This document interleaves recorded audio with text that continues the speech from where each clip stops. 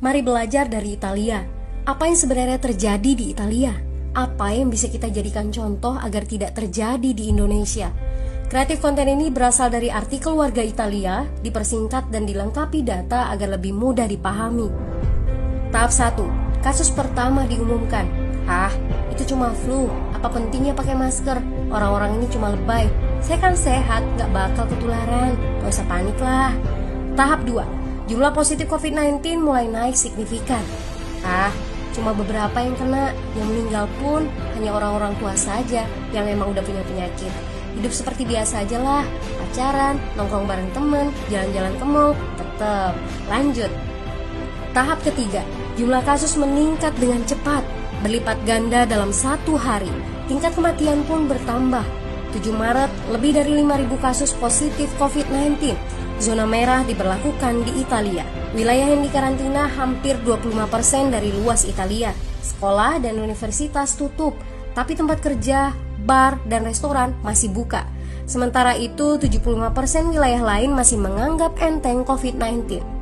Anjuran mencuci tangan ada di mana-mana, tapi sekadar anjuran dan tak banyak yang melakukan. Tahap 4. Jumlah kasus meningkat pesat. Sekolah dan universitas ditutup selama sebulan. Darurat nasional pun diberlakukan. Rumah sakit menambah kapasitas, seluruh kamar dibersihkan untuk memberi ruang bagi pasien COVID-19. Tapi tak ada cukup dokter dan perawat. Ada terlalu banyak kasus pneumonia, terlalu banyak pasien perlu ICU, tapi ruangannya sudah habis, ventilator habis. Pada titik ini seperti kondisi dalam perang. Dokter harus memilih siapa yang akan diobati berdasarkan peluang bertahan hidup. Itu berarti pasien lanjut usia dan punya penyakit bawaan seperti hipertensi, diabetes, stroke tidak masuk prioritas karena tidak ada lagi ruang. Sistem layanan kesehatan seketika runtuh. Tahap 5. 9 Maret mencapai lebih dari 9.000 kasus. Seluruh kota Italia lockdown.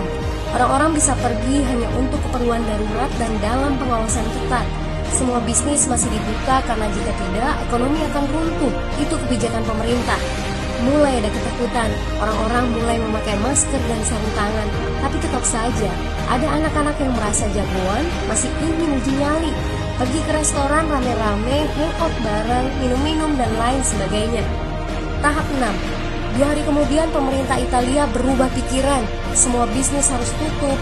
Bar, restoran, pusat perbelanjaan, semua jenis toko, kecuali supermarket dan apotek. Penyebabnya, karena dalam sehari yang positif bertambah lebih dari 2.000 kasus. Penduduk yang mau keluar rumah harus mendapat surat izin. Surat izin ini didapatkan dari pos pemeriksaan polisi yang disebar di berbagai lingkungan. Yang melanggar bisa kena denda 3,3 juta rupiah. Bagi pasien positif yang tidak mau mengkarantina diri, bakal dituntut dengan pasal pembunuhan, hukuman 1-12 tahun penjara. 21 Maret jumlah korban meninggal di Italia terus meningkat melampaui Cina. Sebagai gambaran, luas Italia itu kurang lebih 2 kali Pulau Jawa. Penduduknya lebih dari 60 juta jiwa. Lalu apa yang harus kita pelajari dari Italia? Yuk, mulai dari diri sendiri, mulai dari di rumah aja. Jaga kebersihan lalu isolasi diri dan keluarga.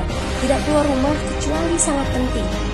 Ini saatnya memulai solidaritas. Yang mampu harus mulai membantu yang tidak mampu. Ini adalah bentuk usaha dan doa kita semua. Semoga badai corona ini segera berlalu.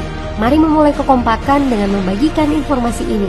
Di rumah aja, mari belajar dari Italia.